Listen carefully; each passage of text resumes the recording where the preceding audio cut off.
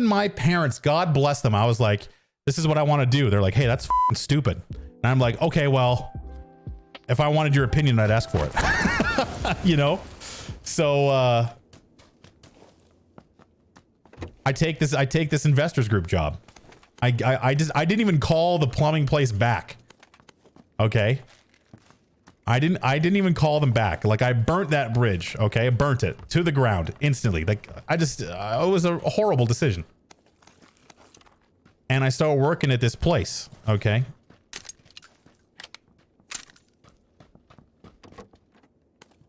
Stand by. I'm gonna try not to die.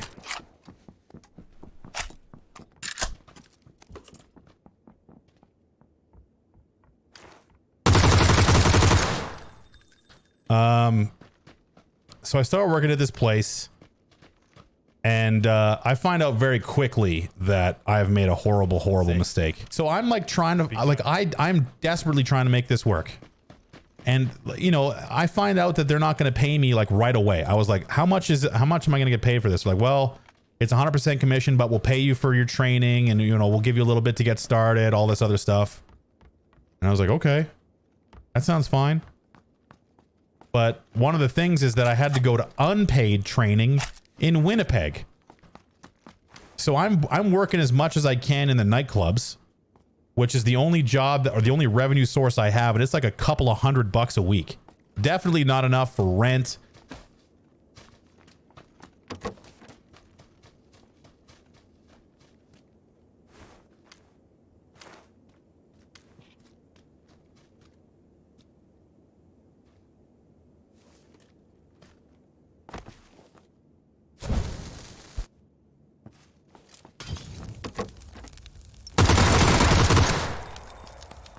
A little shorter, I would have had him with the molly. I end up having to go on this trip. And now I've never been on a plane before, ever.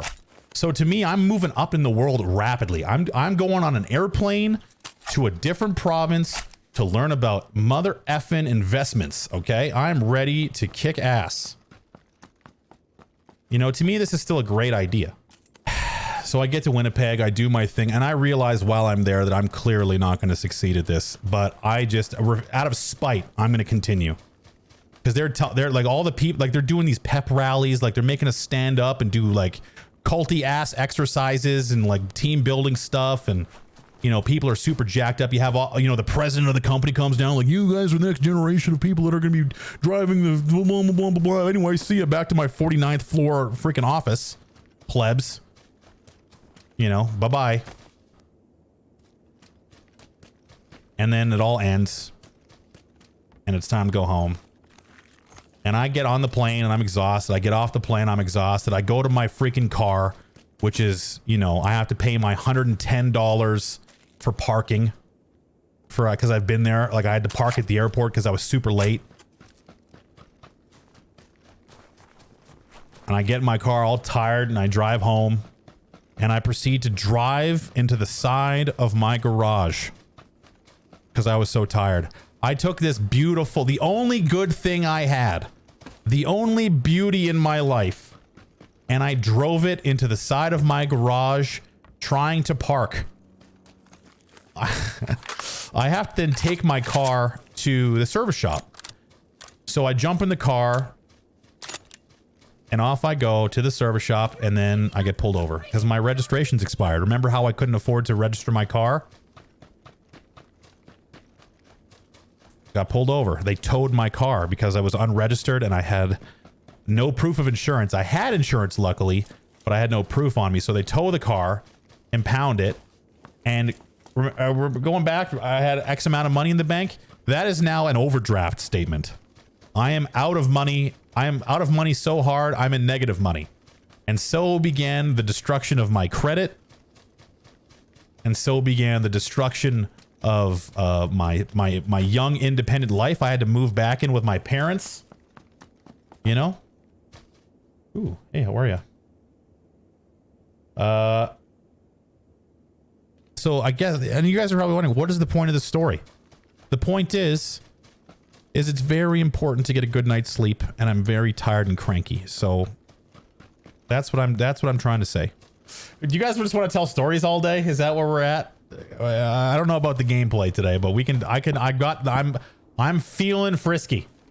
I've told you a lot of stories about ex-girlfriends, but who I haven't told you about is Morgan. Okay. So these stories all take place around the same time. So I find this girl, she's fairly attractive, but she's doing the MySpace pose a lot, like a lot of high angles, you know, a lot of clouding, you know, a lot of filters and what have you. We meet for the first time, and the reason I guess she was hiding all these angles was because she had massive boobs, like in the, you know, way down the alphabet, way down. But you know, she was very self-conscious because she had no butt. And you know, it's not all about the boobs, but when you're 21, it's mostly about the boobs. Boobs are a big deal when you're 21 years old. In fact, boobs drive most of your life. You know, that's you know, you have eating, sleeping, breasts. That's like typically, you know, that's kind of what you're looking at most of the time. So the one thing that I did notice a lot when I was dating this girl was that she sucked. And not like the other girl, but like she f***ing sucks. She would stand me up all the time. She was late for everything. She would never respond to my texts. But if I got mad about it, she would get all defensive. Like, you know, I really like you and I want this to work, but I'm just not going to respond to your texts, call you. I'm going to stand you up on dates, you know, all these other things. And again, the breasts.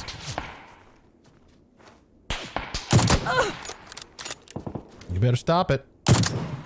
I'm gonna miss 45 shots. Anyway, 1 second. Let me try and kill this nerd. He's not peeking me anymore. Really, so at this point, I'm living with my parents still, okay? I'm not gonna lie to you. The financial thing caught up to me. I was still driving the car. It had a dent in the side of it now from driving into my garage. But we had been dating for like 5 or 6 months. I had changed jobs. Whatever. Doesn't really matter. But every time, like we would, like I was, dude, she lived at her parents. I lived at my parents. We could not get a spare moment alone. And again, I have to underline this very explicit point.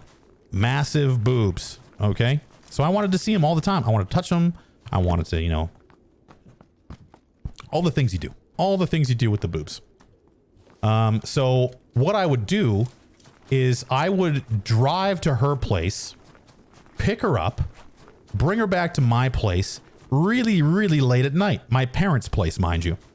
Like I would go and get her at 11 o'clock, drive her back, okay, and then try my best to get some action. And then I would be taking her home at like 3:34 in the morning. And then I would go from her place all the way back down to where I was working. And then I would sleep in my car for like 2 hours. And then I would work. So while I was at work, I was like a zombie.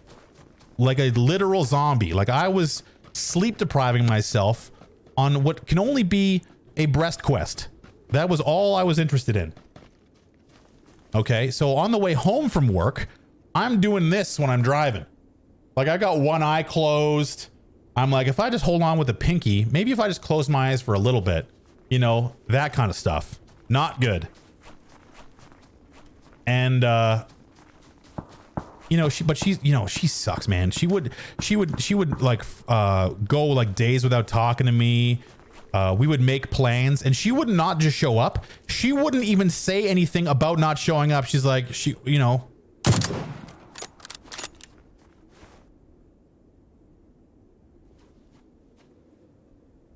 Can you see me? Can you see me?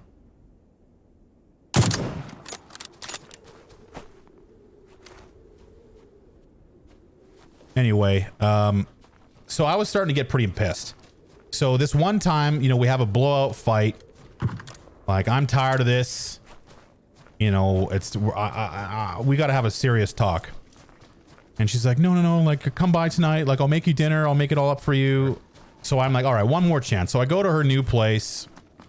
Her roommate's not there. And we're supposed to meet at 7 o'clock. And it's about 5 after 7. I knock on the door, no answer. And I know that she was coming home from work, so I was like, I'll just give it a minute. She'd probably pull up and, you know, or get dropped off or whatever the situation. She just does not show up again. Like, she no-shows this makeup thing. So in my infinite rage and exhaustion, because again, I had did the same thing like over and over again, just trying to, like, I would wait up for her to see if she would say anything like, hey, come over, don't come over, whatever. I punched her mailbox off the front of her new house. Which, you know, I'm not 100% proud of. But I had all of this boob rage inside of me. I was maddened with the lack of boobs and boob touchings. Okay? And I punched the I punched the mailbox off the side of her house. And I never talked to her. You know, I was like, I just left the mailbox on the front of her house. And I left and like, haha, I've shown you, girl. So I got one more text from her.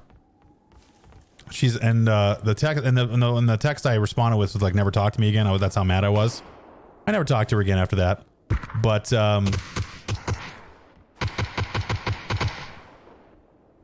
the one text she sent me was, I can't believe this. Someone vandalized the front of my neighbor's house.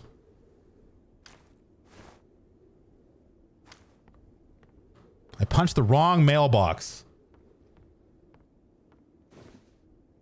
I punched the wrong mailbox. My one singular act of defiance.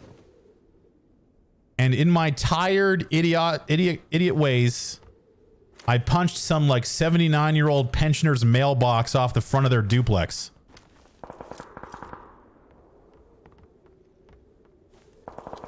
Still haunts me to this day.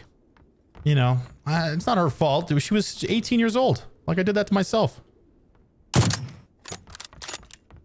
You know, she's gonna walk around with that memory for life. Like, hey, remember that guy I told you about? My husband of 27 years? Yeah, he punched my mailbox off my house.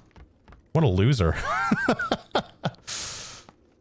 But the boobs, chat. Oh my god, they're so good, you know? And it sounds shallow. I'm sure it does. Like, oh my god, guys, you know, I'm sure... I don't know if there's a single female in this chat, but I'm sure you're rolling your eyes. Wars have started over boobs. I'm sure of it, you know? I still got shot in the head in that exchange. How are you gonna shoot me in the head, bro?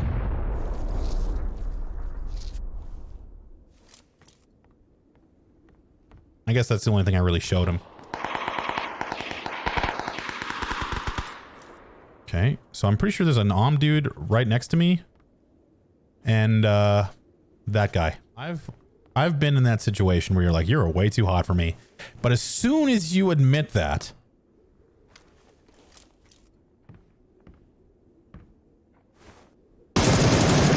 Okay, I know where the other guy is.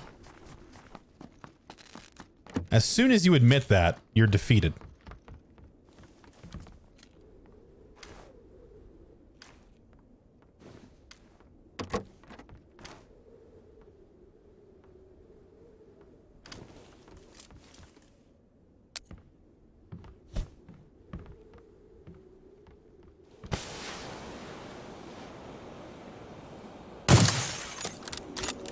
So you gotta be confident.